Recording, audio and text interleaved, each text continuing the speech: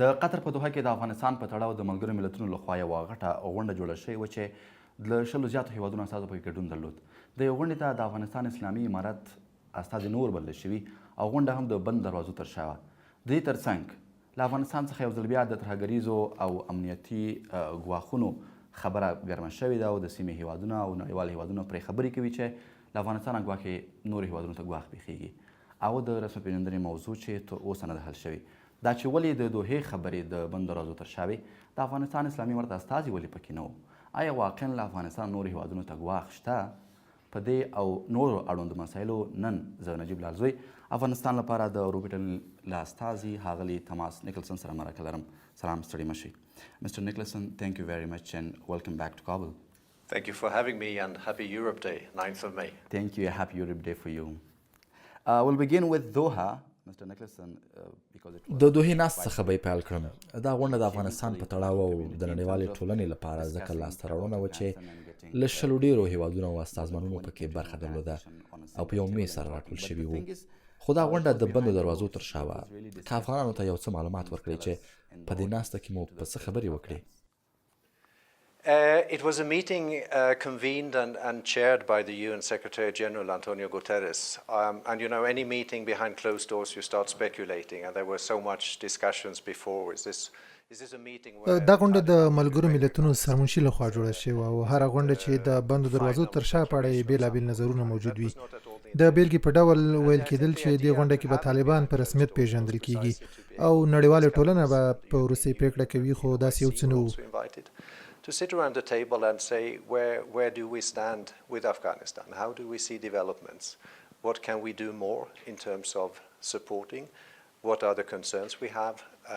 How should we position ourselves? Do we have similar concerns?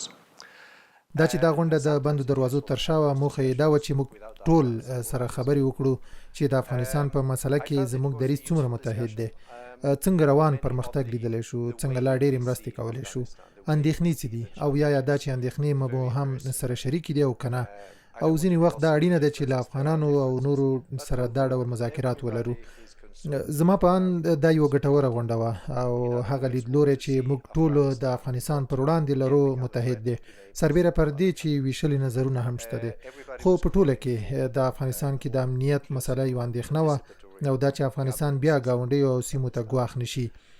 غونډه کې ټولو د دې غوښتنه کوله چې باید په افغانستان کې یو ټول شموله حکومت رامنځته شي، د افغانانو ترمنځ خبرې پیل شي، د مخدره توکو پر ضد مبارزه، کډوالي او بشري حقونو باندې هم ډېر مذاکرات وشول.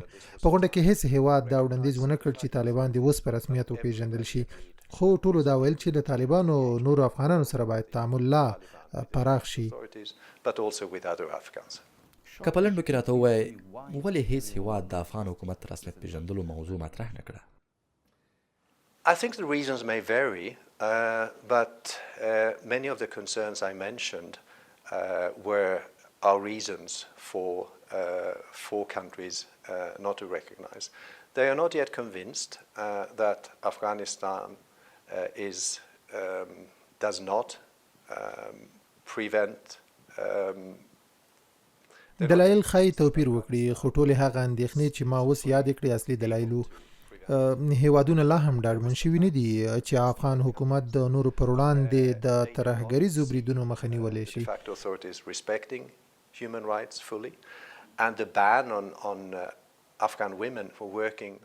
هیوادونه ګوري چې افغان حکومت بشري حقونو ته ژمن دی، چې د ملګرو ملتونو ښځینه کارکوونکو یې پر کاربندیز یې ښکاره او تازه بیلګه ده. Think that the order between domestic recognition, legitimacy, acceptance by most people of the government.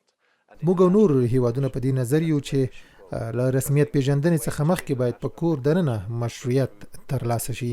Okay, I will come to these specific issues you mentioned about security and the humanitarian and human rights later. But to remain with this specific meeting in Doha, there was no representative from the de facto authorities. د دوحې غونډه کې افغان چارواکو برخه نه درلوده. فکر نه کوئ چې د افغان حکومت استازي شتون په دې ستره غونډه کې اړین و ترڅو د افغانستان استازولي وکړي؟ I think most of us around the table have frequent opportunities or less frequent opportunities to speak to the de facto authorities. زما په نظر د غونډې ګډونوالو هیوادونو او سازمانونو په تیر کې دا چانس درلوده چې له افغان چارواکو سره کینې او خبرې وکړي او کړي هم دي. ځینو یې کابل کې او ځینو یې په نورو ځایونو کې او د روسیې په ګډون د افغانستان ګاونډیو هیوادونو د وروستیو کې سمرقند کې د امیر خان متقي سره لیدلي دي. Sometimes it's the principle is of course that if we talk about نو موږ ټول د افغان حاکمانو په تریز پوه یو. هو که څه هم اصول دا دي چې په کوم هیواد خبرې کیږي باید استازي موجود وي، خو دا هم مهمه ده چې موږ په خپلو کې هم ناستې ولرو. Last year when your deputy was here, Mr. Arnott, تیر کال ما دلته ستاسو له مرستیال ارنولډ پاول سره خبرې کړې وې. and he said that the recognition is not a priority now for us because او هغه ویلي و چې اوس کې رسمیت پیژندنه نه بلکې د افغانانو بشري وضعیت لومړیتوب دی. the priority should be the people of Afghanistan, delivering aid and assistance to them and like securing saving them from their death in poverty. Don't you think that recognition really can positively impact the situation of Afghan people, not only economically and financially, but when it comes to فکر نه کوئ چې همدا رسمیت پیژندنه د بشري او اقتصادي ستونزو سربېره د افغانانو ډېرې ستونزې حلولی شي؟ I think in the medium to long term recognition is a good thing because it signifies that the international community accepts the government as a recognized part of the international community. په اوږد مهال کې رسمیت پیژندنه مهمه ده ځکه دا په دې دلالت کوي چې نړیواله ټولنه افغان حکومت مني او حکومت د نړیوالې ټولنې یو رسمي غړی دی او دا چاره به د هغو اړیکو لپاره لار پرانیزي چې اوس یې موږ له افغان حکومت سره نشو پاللی. خو په یاد مو وي چې رسمیت پیژندنه د یو څه پایله کې ترلاسه کیږي چې په هغه کې داخلي مشروعیت او اعتبار جوړونه شامل دي. نو کله چې د حکومت او نړیوالې ټولنې او د حکومتونو ترمنځ باور نه وي جوړ شوی نو رسمیت پیژندنه ګټورې پایلې نشي ورکولی. There are countries in the world that are recognized, but they do not get support. There is very little political interaction. اوس ډیری داسې حکومتونه شته چې رسمیت لري خو نړیواله ټولنه لږ ملاتړ کوي او اړیکې یې هم کمزوري دي. نو زه هم فکر کوم چې اوس کې د بشري ناورین ګواښونو راکمول د باور جوړونې لپاره د تعامل دوام دی او د سرپرست حکومت مسؤلیت هم دا دی چې نورو افغانانو ته هم چانس ورکړي نو هغه وخت به بیا رسمیت پیژندنه ممکنه وي. I'm sorry, I have to stick with one more question in this regard, Mr. نیکلاسن. It has been more than 1.5 years since the current government came to power, and have you seen at least یو نیم کال ډیر کېږي چې اوسنی حکومت واک ته رسېدلی policies that you think are harming or making their way difficult for the recognition? Is there any flexibility you see?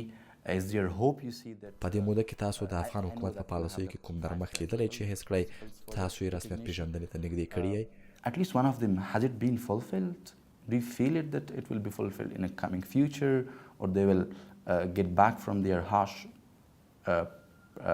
policies so that you can get پوهېږم تاسو د رسمیت پیژندنې لپاره 5 اصول وړاندې کړي. آیا د دې اصولو له ډلې یو یې عملي شوی؟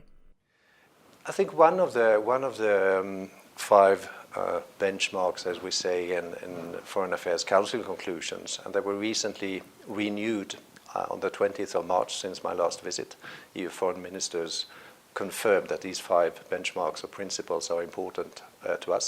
They were also, by the way, basically reflected in a UN Security Council resolution adopted just 2 weeks ago. د اروپايي ټولنې بهرنیو چارو شورا لخوا د افغانستان رسمیت پیژندنې لپاره هغه 15 اصول په مارچ میاشت کې بیا تایید شول او ټینګار پرې وشو چې مهم دي. دا اصول 2 اونۍ وړاندې د ملګرو ملتونو امنیت شورا پریکړه لیک کې هم ذکر شول. Initially also quite good performance, if I use that term, I don't like it, but good progress on humanitarian access. But that again has been challenged by decisions taken by banning Afghan women from working for international organizations. د دې اصولو له ډلې موږ په یوه هغه کې پرمختګ هېڅ کړی چې هغه له افغانستان څخه د وګړو خوندي وتل او بیا راتلل دي. د بشري مرستو لاسرسي برخه کې مو هم یو څه پرمختګ هېڅ کړی دی، خو دا برخه د هغې پرېکړې له امله بیا ځانمنه شوه چې د ملګرو ملتونو ښځینه کارکوونکي کارونو ته نشي تللی. د ټول شمولیت برخه کې موږ لږ پرمختګ هیڅ کړی دی او دلته چې ما له کوم غیر طالب افغانانو سره خبرې وکړې دوی که څه هم نه غواړي چې حکومت کې داخل شي خو غواړي چې له طالبانو سره کینی خبرې وکړي او خبرې یې واوریدل شي د امنیت برخه کې که څه هم زه د دې برخې متخصص نه یم خو زما د تیرو 2 سفرونو راهیسې زه ګورم چې د داعش لخوا بریدونو کې کموالی راغلی دی افغانان ماته وایي چې اوس کابل کې د تیر په څیر امنیت ټینګ شوی دی نو دا سطحي پرمختګونه دي لویه برخه او تیاره برخه بشري حقونه دي چې د پرمختګ پر ځای شاتګ کړی دی that unfortunately it is rather a step backwards than forwards. So it's a mixed bag, but there are signs of progress as well. Okay, thank you. بیرته راګرځو موږ سره پاتې شئ.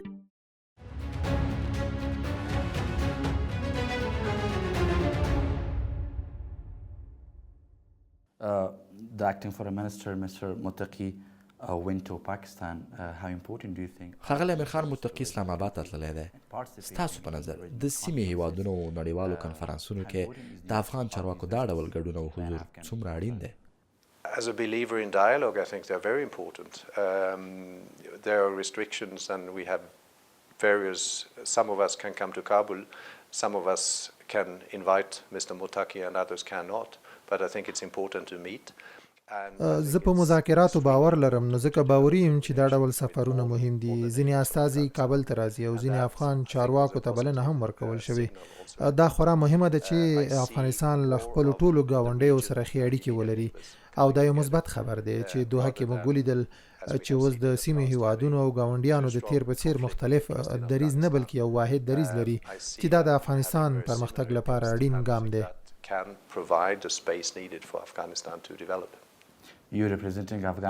تاسو اروپايي ټولنې ته د افغانستان استازولي کوئ لیواله یې چې راتلونکي کې د افغان چارواکو دا ډول سفرونو ته لابي وکړئ؟ I will lobby for, and I hope I get the budget for, continuing to visit, and I hope it will continue to be received. I think, and that was also discussed in Doha, at a certain moment in time, visits and interaction. زه هیلهمن یم چې دومره بودیجه ولرو چې سفرونه وکړای شم. دوحه کې هم په دې خبرې وشو چې له افغان چارواکو او ښځو سره خبرې او سیمه ییز او نړیوال تعامل مهم دی او هیلهمن یو چې زر به وشي خو دا بیا هم نه یوازې د نړیوالې ټولنې بلکې د افغان حکومت پریکړو او فعالیتونو پورې تړلې موضوع ده. Coming to security, which is probably the biggest concern of the د امنیت برخې ته راځم. آیا واقعا فکر کوئ چې له افغانستان څخه نورو هیوادونو ته امنیتي ګواښ موجود دی؟ کله چې موږ په دوحه کې وو د افغانستان ګاونډیو هیوادونو لخوا موږ ته د اندېښنې واورېدې چې له افغانستان څخه ورته ګواښونه پیښیږي. And also statements made by the Afghan government that they say no it is not. افغان حکومت هم په کراتو ویلي چې ځینې هغه ترهګر چې نیول کیږي د بهرنیو هیوادونو اتباع دي او تازه امیر خان متقي اسلام آباد کې ویلي چې هیڅ هیواد دا نشي ثابتولی چې افغانستان کې د ترهګر وي. نو دلته د ادعاو مخالفت موجود نه دی؟ There may be a conflict of ideas. I think there's a genuine commitment by the Afghan de facto authorities to fight Daesh. هو د نظرونو اختلاف شته دی خو زه فکر کوم چې افغان حکومت دا ژمنتیا ښودلې چې د داعش پر وړاندې مبارزه وکړي او په دې هم باوري یم چې د سرچینو کمښت هم موجود دی. خو د داسې برخه ده چې د ټولو ګاونډیو هیوادونو ملي ګټې دي نو فکر کوم چې د ثبوت وړاندې کول مهم نه دي همدا چې دا ډول اندېښنې ښودل کیږي دا په خپله د پرمختګ مخه ډب کوي. ډېره مننه کوم ځانګړې مرکه همدومره وه تر بیا ښه وخت.